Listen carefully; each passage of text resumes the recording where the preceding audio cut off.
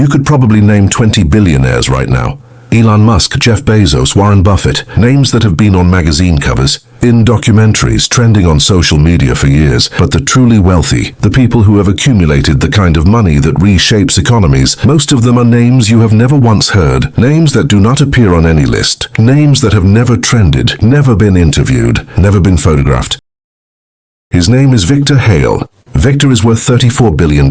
You have never heard of him, and that, he will tell you, is entirely the point. This is his story, and hidden inside it are 3 rules about wealth that the famous billionaires almost never talk about, because the famous ones are too busy being famous to fully practice them. Victor Hale was born in 1971, in a town most people have never visited and never planned to. His father repaired appliances. His mother worked shifts at a textile factory. There was no inheritance, no connections, no private school. What Victor had was a singular, almost unsettling obsession with how systems work.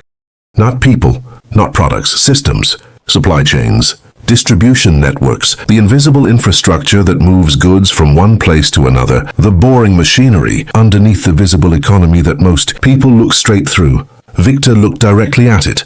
And at 19 years old, he saw something in it that nobody else around him had noticed.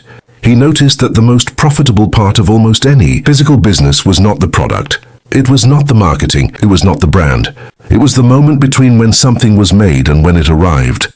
That gap, invisible, unglamorous, completely ignored by most entrepreneurs, was where the real money was quietly hiding. In 1992, with $11,000 borrowed from 2 separate relatives, Victor Hale started a logistics coordination company from a rented desk in a shared office. No website, no social media, no press release. He told nobody except his clients, and he kept it that way. Over the next 30 years, Victor Hale built one of the largest privately held logistics and supply chain companies in North America. You have never heard of it, but you have almost certainly used it. If you have ordered something online in the last decade and it arrived faster than you expected, there is a reasonable chance that part of that journey moved through infrastructure that Victor owns. He deliberately structured every company, every acquisition, every partnership to remain outside public view, not through secrecy or deception, through a disciplined refusal to seek attention, no investor relations department, no public filings beyond what was legally required, no interviews, no speaking engagements, no LinkedIn profile. A journalist once spent 4 months trying to profile Victor for a major business magazine. She found his name in 11 separate corporate documents. She found 0 photographs, 0 quotes, 0 former employees willing to speak on record. The profile was never published, not because Victor threatened anyone, because there was simply nothing to show. Victor operates entirely through a layer of trusted managing directors. He sets direction. He approves major decisions. He reviews numbers. And then he disappears back into the ordinary life that he has never abandoned. He still lives in a house that cost less than the annual salary of his lowest paid senior executive. He drives himself to the grocery store. He has the same barber he has used since 1994, $34 billion, and a life that looks from the outside completely ordinary. In the only written record Victor has ever shared, a letter he sent to his children, he described 3 rules he has lived by since the age of 19. Rule 1. Never build for applause. Victor wrote, "The moment you start making decisions based on how they will be perceived, you have handed control of your company to people who do not own it. Fame is a cost, not a reward. Every hour spent managing a public image is an hour, not spent building the thing itself. Every decision made to look impressive is a decision not made to be effective. The invisible businesses, the ones nobody writes about, are almost always the most profitable, because their owners are thinking about outcomes, not optics." Rule 2. Find the gap everyone is looking past. Victor built his fortune in logistics, not artificial intelligence, not social media, not cryptocurrency. Logistics. The thing that makes everything else work, but that no one finds exciting enough to celebrate. He wrote, "The most valuable opportunities in any economy are the ones that feel too boring to be worth pursuing.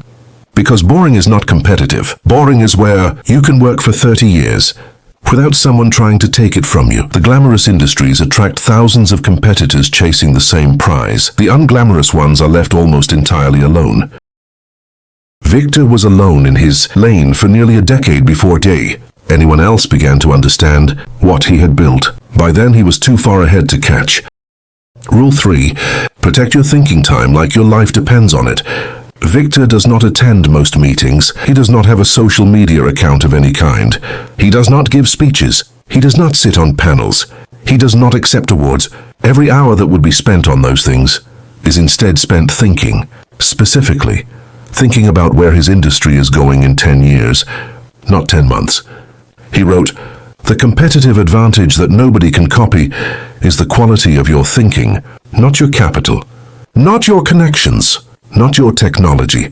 Your thinking, and clear thinking, requires silence. Silence requires the discipline to say no to everything that feels important, but is actually just loud.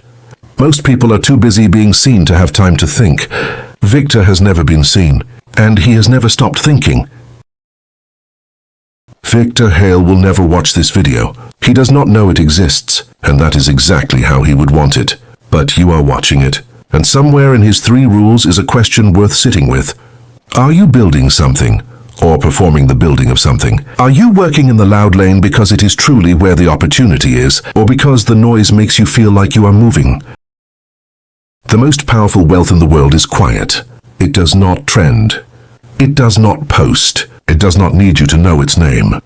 It just compounds, silently, every single day. If this made you think differently, subscribe to Success Theory. Every week, one story, one person, one truth about how extraordinary wealth is really built. I will see you in the next one.